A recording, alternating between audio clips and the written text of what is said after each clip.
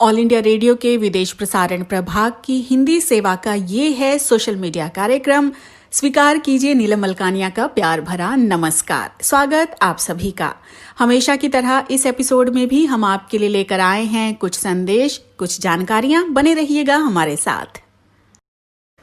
राष्ट्रीय पुस्तक न्यास के सौजन्य से हम आपके लिए लेकर आए हैं रोचक कहानियां। प्यारे बच्चों, आज जो कहानी मैं आपको सुनाने जा रही हूँ उस कहानी का नाम है घर वापसी। ये मूलतः बांग्ला में रविंद्रनाथ टैगोर ने लिखी है और इसका बच्चों के लिए हिंदी अनुवाद नेशनल बुक ट्रस्ट इंडिया ने छापा है। तो कहानी कुछ ऐसे है। बंगाल में एक छोटे से गांव में फटिक चक्रवर्ती नाम का एक 14 साल का लड़का रहता था। दिन भर शरारतें करता था और पढ़ाई बिल्कुल भी नहीं करता था। एक दिन अपनी नई शरारत में लगा हुआ था तो उसका छोटा भाई माखन आ गया। बस शरारत कुछ यूं हुई कि छोटे से माखन को चोट लग गई। माखन रोता रोता घर चला गया माँ को शिकायत करने। फटिक को लगा आज तो माँ बहुत ही मारेगी। बस नदी किनारे बैठ गया। सोचा घर जाऊंगा तो मार पड़ेगी। नदी किनारे बैठा ही था कि नाव से एक अधेड़ उम्र के सज्जन व्यक्ति उतरे। बाल सफेद, मूछें काली। बोले, बेटा चक्रवर्ती परिवार का घर पता है कहाँ है? अब चक्रवर्ती परिवार मतलब फटिक का घर। उसने कह दिया, मुझे नहीं पता, खुद ढूंढ लो, और बैठा रहा।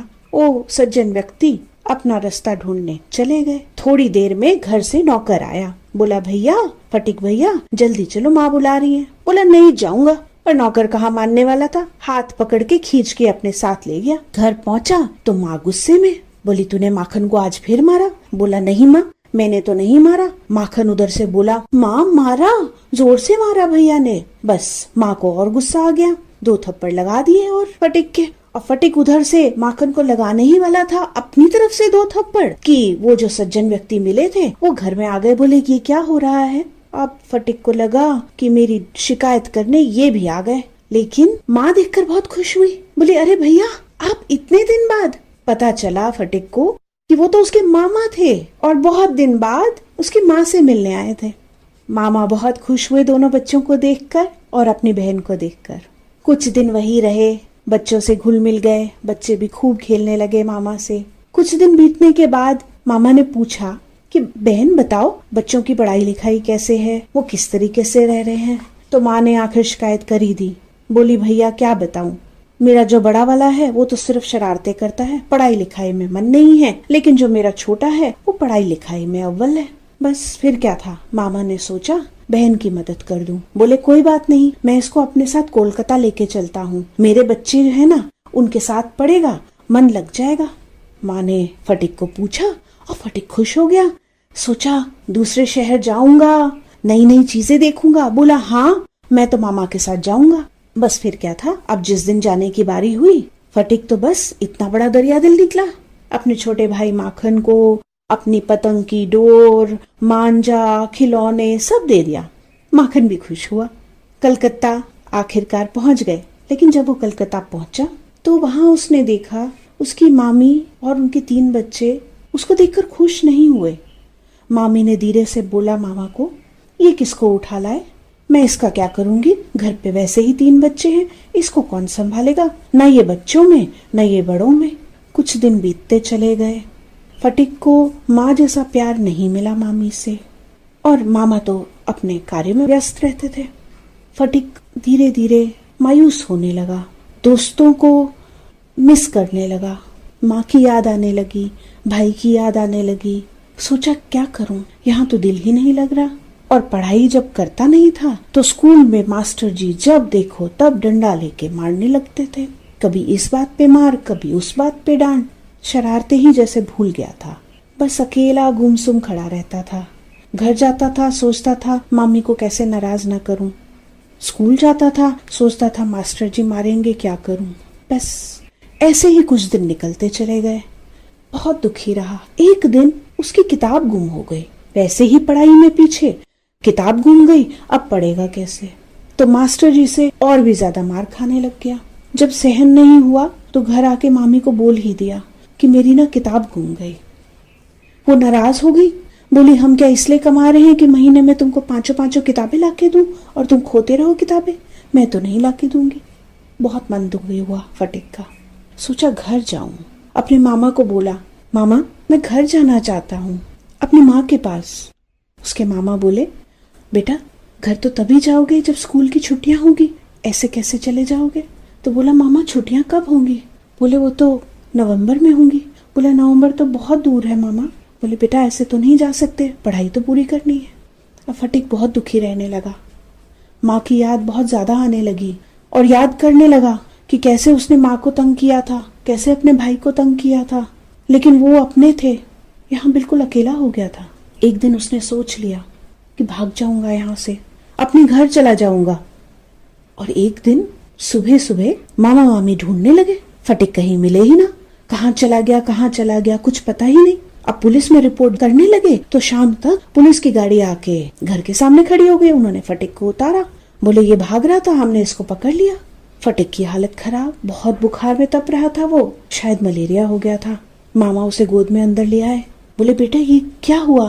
बोला, मामा मैं अपने घर जाना चाह रहा हूँ, मुझे मेरी माँ की याद आ रही है। और कहकर बेहोश हो गया। रात भर मामा उसके पास ही बैठे रहे थे। अगले दिन जब होश आया, उन्होंने बोला, बेटा मैंने तुम्हारी माँ को बुलावा भेजा है, वो आती ही होंगी। लेकिन वो पूरा दिन निकल गया, गांव बहुत दूर था ना। अगले दिन शाम तक उसकी माँ आई और एकदम बोली, फटिक मेरा बेटा कैसा है? फटिक ने अपनी माँ को देखा और बोला, माँ छुट्टियां हो गई हैं, घर वापस चले। और ये कहानी यहाँ समाप्त हुई। उम्मीद है आपको अच्छी लगी होगी। अभी आप सुन रहे थे कहानी घर वापसी।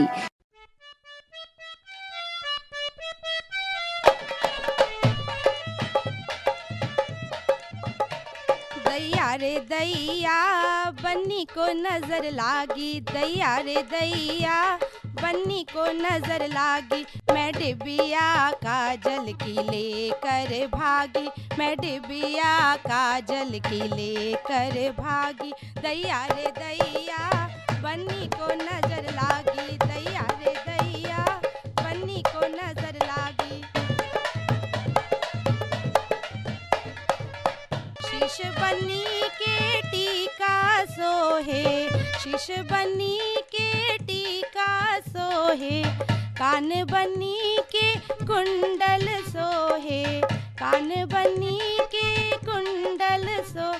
दैया रे दैया नथनी पे नजर लागी, दैया रे दैया नथनी पे नजर लागी। मैं डिबिया काजल की लेकर भागी, डिबिया काजल की लेकर भागी। यारे दैया बन्नी को नजर लागी, दैया रे दैया बन्नी को नजर लागी। गले बन्नी के हरवा सोहे, गले बन्नी के हरवा सोहे, हाथ बन्नी के कंगना सोहे, हाथ बन्नी के कंगना सो। दैया रे दैया मुंदड़ी पे नजर लागी, दैया रे दैया मुंदड़ी पे नजर लागी। मैं डिबिया काजल की लेकर भागी, डिबिया काजल की लेकर भागी। यारे दैया बन्नी को नजर लागी, अरे दैया बन्नी को नजर लागी।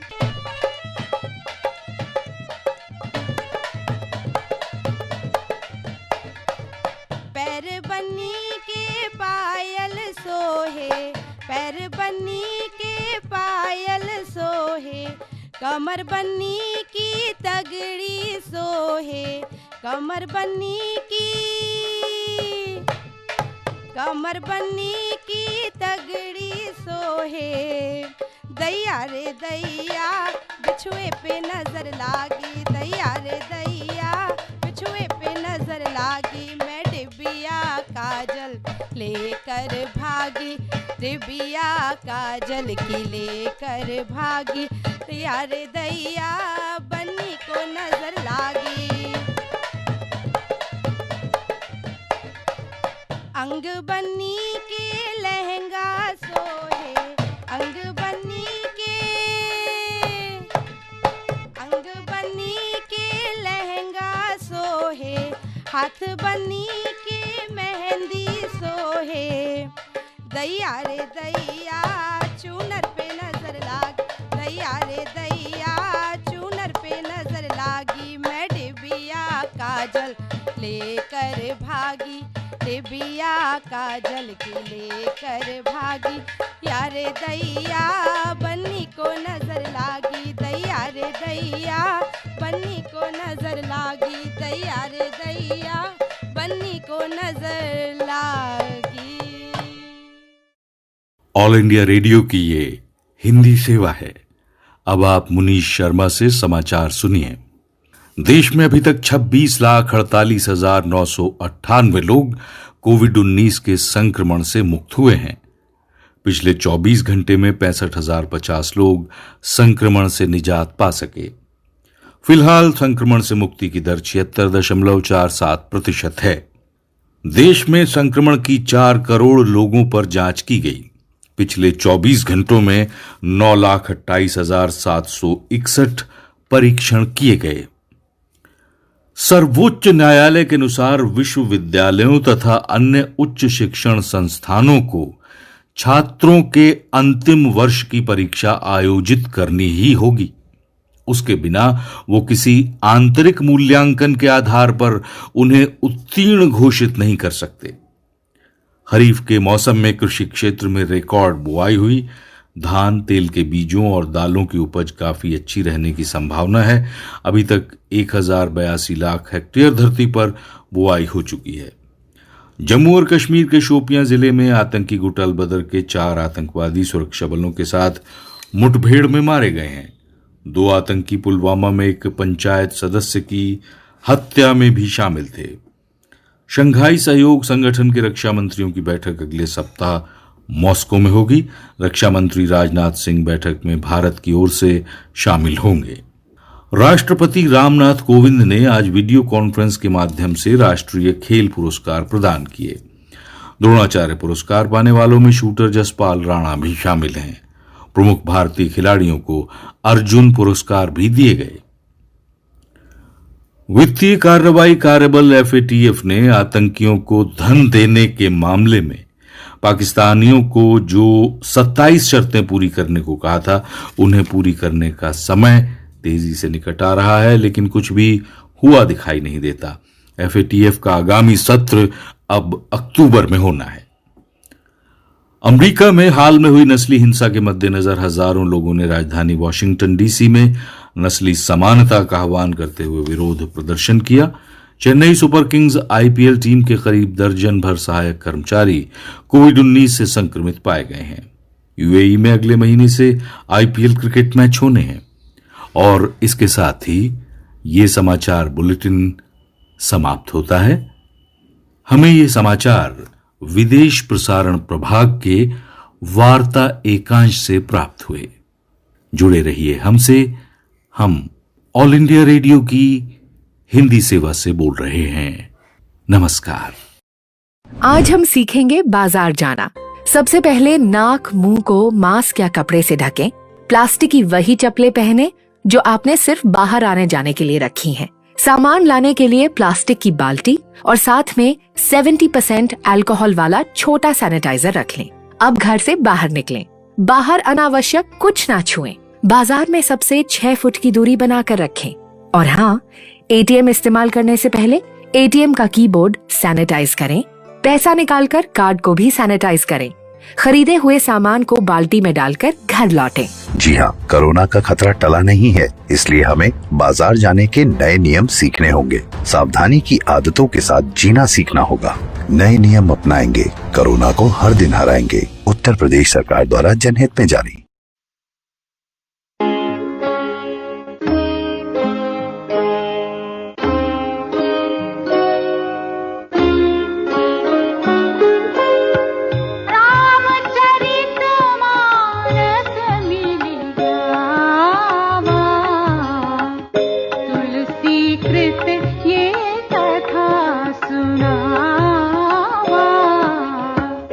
यही गाथा अमृत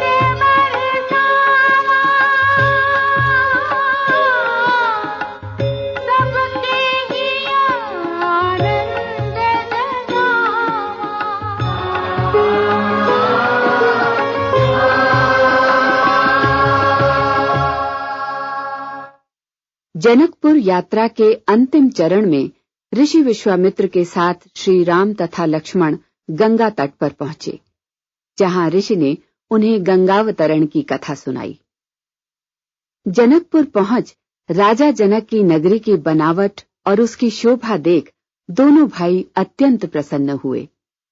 नगरी में अनेक बावलियां, कुएं, तालाब, उसमें खिले रंग रंग के कमल, पक्षियों का कलरव, वाटिका में फूलों पर गुंजन करते भंवरे और नगर के चारों ओर फूल पत्तों से लदे वृक्षों की मनोहारी सुषमा का वर्णन शब्दों से परे है।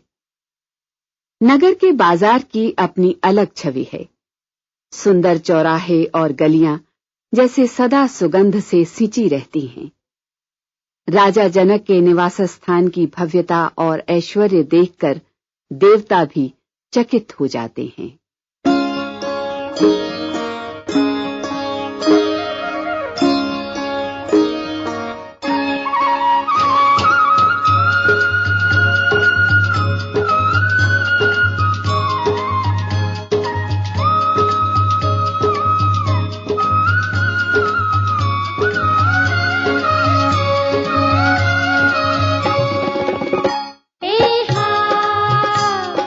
चले राम लक्ष्मण मुनि संग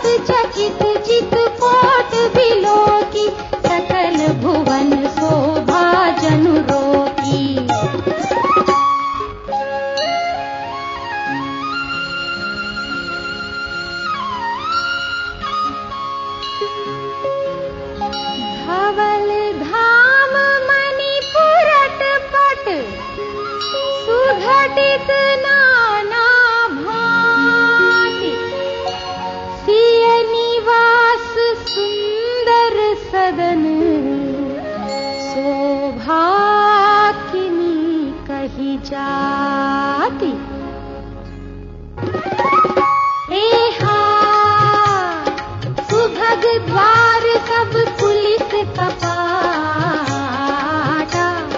भूप भीर नट मागध भाटा, बनी विशाल बाजी गजसाला, हय गय रथ संकुल सब काला। सूर सचिव सेनक बहु तेरे, नृप गृह सरिस सदन सब केरे, पुर बाहिर सर सरित समीपा, उतरे जहाँ तहाँ विपुल मदीपा। देखी अनूप एक अमराई, सब सुपास सब भांति सुहाई, कौशिक कहे मोर मनुमाना, यहाँ रहिय रघुवीर सुजाना।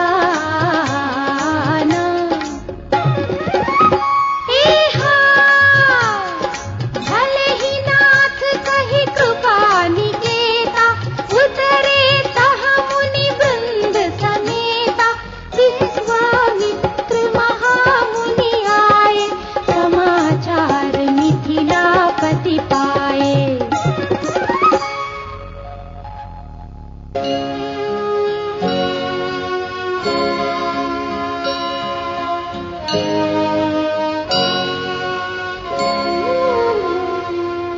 संग सचिव सुचि भूरि भट, भूसुर बर गुर ज्ञाति, छले मिलन मुनि नायक ही, मुदित राव यही भांति।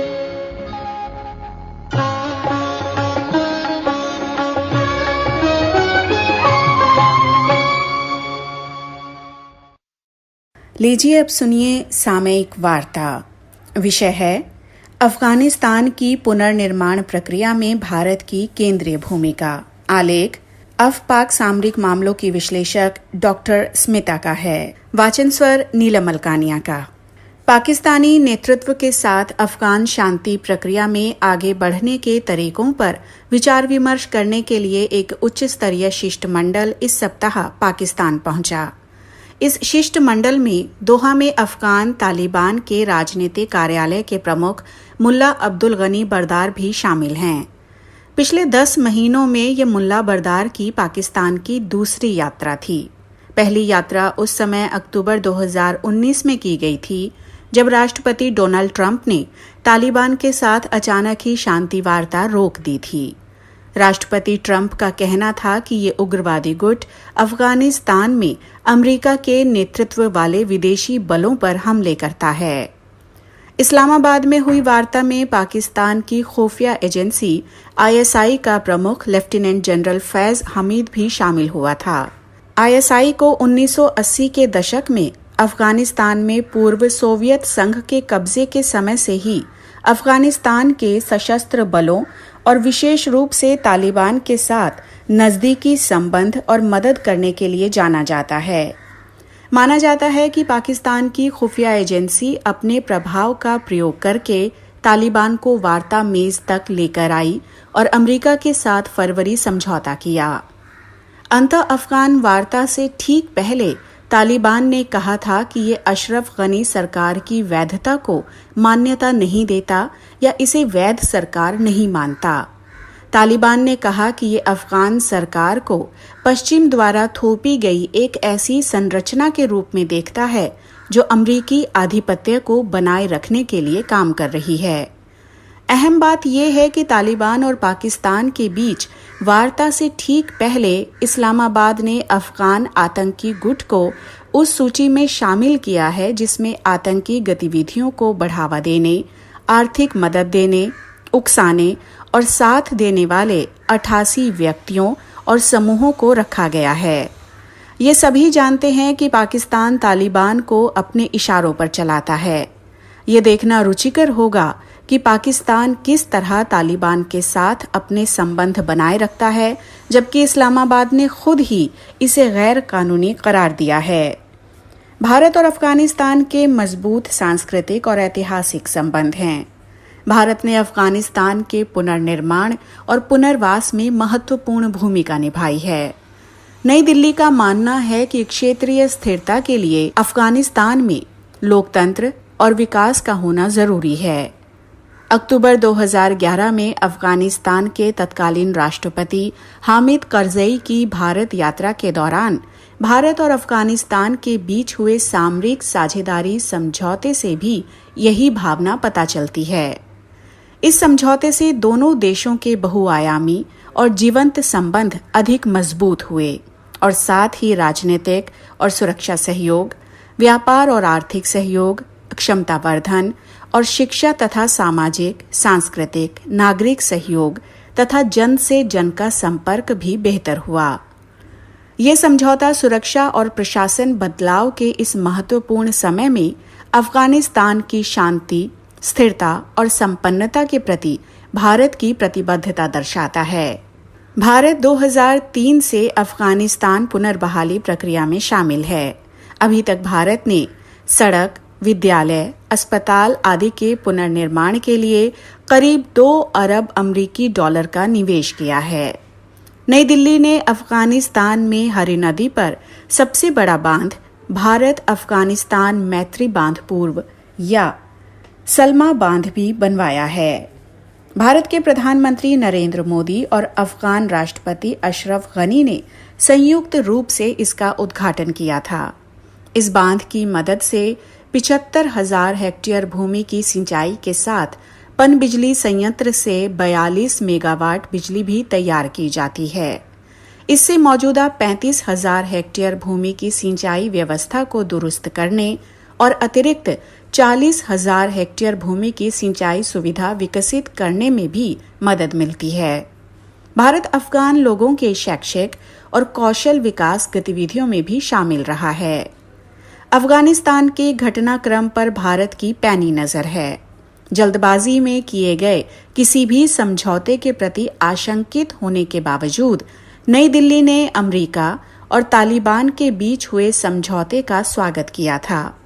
भारत ने गनी सरकार का समर्थन किया और ये चाहा कि तालिबान अफगानिस्तान में लोकतांत्रिक राजनीतिक संरचना को मान्यता दे।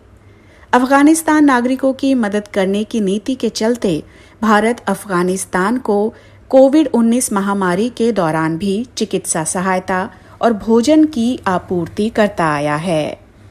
पूरी दुनिया इस समय कोविड-19 का सामना कर रही है। ऐसे समय में अफगानिस्तान दोहरा संघर्ष कर रहा है, एक तो महामारी से और दूसरा बिगड़ती शांति प्रक्रिया से। अफगानिस्तान में बहुत से लोगों का ये मानना है कि शांति प्रयास ही तालिबान के साथ दशकों पुराना युद्ध समाप्त करने का आशापूर्ण तरीका है।